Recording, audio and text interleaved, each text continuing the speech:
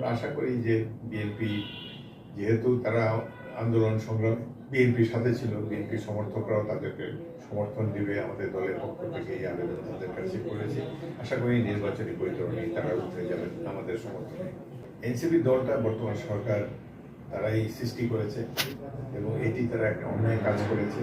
অন্তর্বর্তী সরকারকে পুরোপুরি নিরপেক্ষতা বজায় রাখার কথা ছিল, কিন্তু রেজিস্ট্রেশন পাওয়ার আগে থেকে এনসিপিকে মনে হয় কিংস পার্টি তারা বানিয়ে দিয়েছে।